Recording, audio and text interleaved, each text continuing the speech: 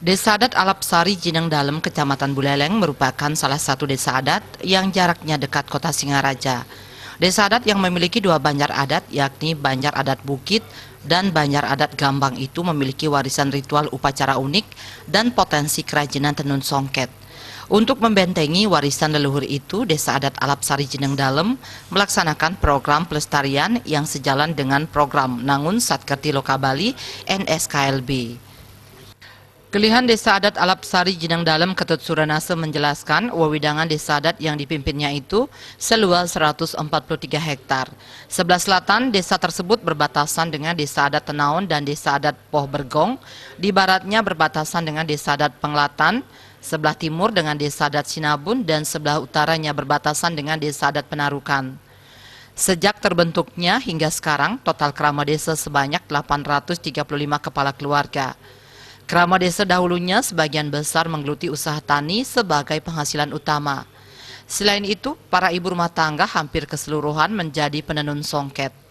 Saat ini, potensi pertanian dan tenun songket masih ada, namun jauh berkurang dibandingkan dahulu, saat tenun ini menjadi usaha keluarga yang diandalkan untuk penghasilan keluarga. Menurut Ketut Suranase, pemerintahan desa adat selama ini berjalan dengan sangat baik. Terlebih dengan kebijakan Gubernur Bali Wayan Koster yang menggulirkan Nangun Satkerti Loka Bali sehingga program pembangunan di desa adat terus dipacu. Ini karena Desa Adat Alapsari Jineng Dalem sendiri memiliki warisan leluhur yang masih eksis sampai sekarang. Warisan ini adalah pelaksanaan upacara manusiatnya. Jika ada kerama meninggal dunia, sebelum dilakukan upacara ngaben, digelar upacara mebiel. Prosesi penguburan jenazah diiringi dengan pementasan sejumlah kesenian seperti tari baris gede, gambang, goncang, dan gong gede.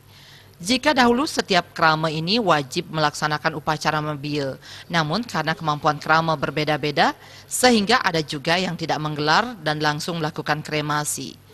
Namun sebagian besar masih melaksanakan upacara ini sebelum nantinya ada pengabenan massal di desa adat. Selain upacara mebiel, Suranase menyebut desa adatnya memiliki upacara agung setiap purnama ke-6 atau sekitar bulan 11 setiap tahunnya. Upacara ini dipusatkan di Pura Bukit Desa Adat Alapsari Jineng Dalem. Keunikan upacara ini mewujudkan persatuan dengan desa adat yang konon sebagai cikal bakal Desa Adat Alapsari. Upacara di Pura Bukit ini adalah giliran terakhir setelah sebelumnya digelar upacara di Pura Desa Balai Agung Tenaon. Kemudian upacara yang sama digelar di Desa Adat Penglatan dan terakhir di Desa Adat Alapsari. Di desa adat sebelumnya, kerama nangkil ke Pura Desa Balai Agung Tenaon yang konon sudah dilakukan oleh leluhur. Setelah itu ke Pura Desa Adat Penglatan. Ketika upacara digelar di Pura Bukit, kerama Desa Adat Tenaon, Penglatan, dan bahkan dari Desa Bungkulan yang nangkil ke pura di desa. Jadi pihak desa sangat memberikan perhatian untuk menjaga persatuan. Tradisi unik ring Desa Alapsari, angka pertama kan Pujo Wali ring Kayangan 3 puniki setiap setahun sekali. Selain itu benten keunikan Desa Adat Alapsari pada waktu nakrame udai masyarakat sana meninggal, benten proses upacara mebieu, wastani mebieu namanya. Nah, diiringi oleh tradisi puniki seperti goncang, baris gede, gambang, dan gong gede puniki, gong kebiar gede puniki. Benten nah mengantar tradisi penguburan mayat ke sedre puniki gitu.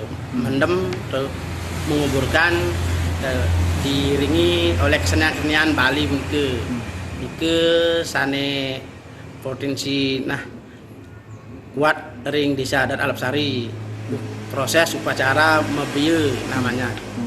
Nah, potensi selain ring Desa Adat Alapsari seperti tenun songket, yang lain seni ukir, wenten ada juga selain songket. Nah, Desa Alapsari ke depannya ingin membantu, mendukung, melestarikan potensi tenun songket ini mangde lestari pangten punah niki.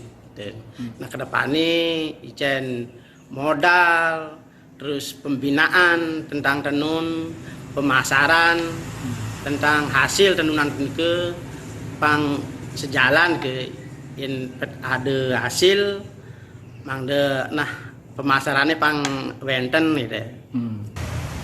Tiang selaku klien desa Alapsari, nah dengan Gubernur Bali sampun nah memberikan dana puniki pengelolaan dana indi untuk desa adat diberi kucuran dana 300 per tahun puniki. Nah tiang selaku klien desa mengapresiasi puniki, bersyukur santukan sudah diperhatikan desa adat puniki. Santukan desa adatku ujung tombak melaksanakan nah pemerintahan adat puniki lebih kuat. Nah yang bersyukur mudah-mudahan ke depannya terus diperhatikan desa adate mangde nah kesejahteraan prajuru klien desa terus diperhatikan supaya ngayah bekerja semangat. Dana 300 juta itu sampun wenten perdane juklak dan juknisnya nah tiang sampun laksanakan punike minakadi 300 juta punike angin uang operasional dan insentif 80% ke 80 juta kemudian untuk program tentang tri hitekarana dibagi 3 ke boleh 220 juta punike nah tiang sampun programkan awit parahyangan, paongan, palemahan, ingyan ring parahyangan tentang punama tilem Pujuwali sudah dianggarkan tentang paongan, minakadi pasraman, tentang menggali potensi kesenian Bali, sani mesebun, santian, tentang paud awal bahasa Bali, pangtan punah dilestarikan juga itu kan. Yang di Palemahan tentang sampah, penataan, wewidangan setre, taman pura juga diperhatikan oleh Pak Koster ke. Nah sudah ada juknisnya, juklaknya, nah yang sampun dijalankan. Selain melestarikan warisan upacara yadnya dan manusia yadnya, Ketut Surenase menyampaikan program di desa adat adalah melestarikan potensi kerajinan tenun songket. Sesuai dengan program pemerintahan desa dinas, desa adat mengambil peran untuk membina para generasi muda agar mengenal tenun songket. Ini dilakukan karena sekarang hanya segelintir orang masih eksis menenun. Ini tidak bisa dihindari, selain karena minat generasi muda yang kurang, juga karena sulitnya mendapatkan modal untuk membeli bahan baku dan pemasaran kain songket yang masih lemah. Potensi desa ini juga sudah diperhatikan sekali oleh Gubernur Bali Wayan Koster dalam menjalankan roda pemerintahan desa adat dan bersama desa dinas untuk mengembangkan potensi salah satunya tenun songket.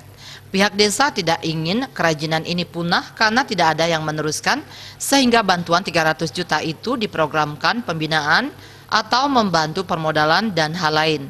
Sehingga kerajinan dan potensi lain seperti seni ukir kayu dan pasir melele di wilayah ini bisa semakin dilestarikan dan berkembang.